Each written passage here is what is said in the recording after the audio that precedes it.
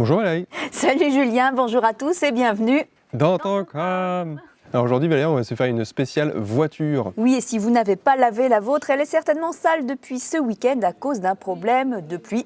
Vas-y Julien, c'est notre petit point météo offert par Jean-Mich. Alors c'est tout à fait normal pour la saison. Un flux de sud-est dominant et un système instable avec la dépression des Baléares balayerait le centre et le sud de la France et surtout le pourtour méditerranéen, avec un fort cumul pluviométrique entraînant avec elle du sable saharien aspiré par celle-ci, et cela pour les 10 jours à venir. Je n'ai pas tout compris, mais en tout cas, ce phénomène n'a pas étonné Thierry qui gentiment nous dit « La montagne vient de découvrir un truc vieux comme le monde ». Oui Thierry, mais certains ne sont pas aussi vieux que le monde et ont découvert quelque chose, comme Dylan. Bon, c'est pas l'arbre de ma voisine. Ou Lucas, une cuite, une sieste, et quand je me réveille, la voiture est pleine de poussière. Je l'ai, ma réponse du coup. Alors Emmanuel, lui, a peut-être une explication bien plus simple à ce phénomène. C'est un complot des centres de lavage qui ont manipulé les médias afin de faire passer le Sahara comme seul responsable. Mais Corinne a trouvé une solution pour déjouer ce complot. Il n'y a plus qu'à attendre les prochaines pluies pour laver la voiture. En plus, c'est plus économique. Sujet suivant. On change de véhicule et on va maintenant en quad, ou plus exactement en Yukon Quad. Et oui, le Yukon Quad, c'est la nouvelle attraction du PAL. Et il paraît que ça décoiffe, n'est-ce pas Valérie? Je te confirme Julien, puisque j'ai eu la chance de l'essayer et je ne suis pas la seule à le penser. Comme Charlène, on l'a fait 2 fois aujourd'hui et vraiment le top, on se croirait vraiment sur un quad. Alors Ludo, lui, est un peu plus partagé. Mon dos s'en souvient encore. L'attraction est géniale, mais les virages sont trop brutaux et c'est les lombaires qui trinquent.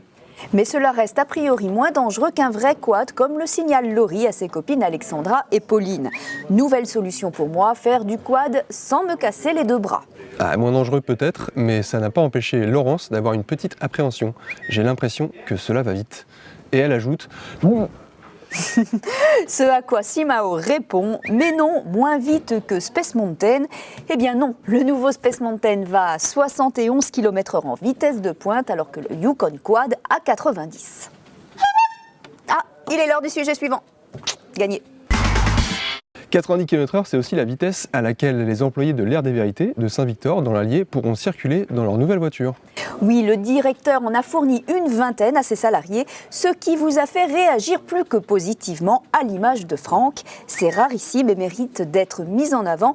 Il n'y a pas que des patrons tyranniques. Mais aussi à l'image d'Anto, un patron bien qui félicite les bons employés et qui donne envie d'aller bosser, il en reste apparemment. D'ailleurs, nous allons tout de suite vérifier si nos patrons sont aussi bienveillants et surtout s'ils regardent notre émission. Alors Greg, si tu me regardes, sache que j'aimerais bien avoir une petite augmentation pour le travail que je fais en ce moment à ta place pendant tes congés.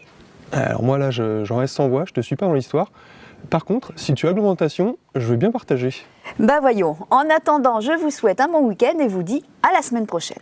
Ouais, c'est pas dit Valérie. Ouais, peut-être.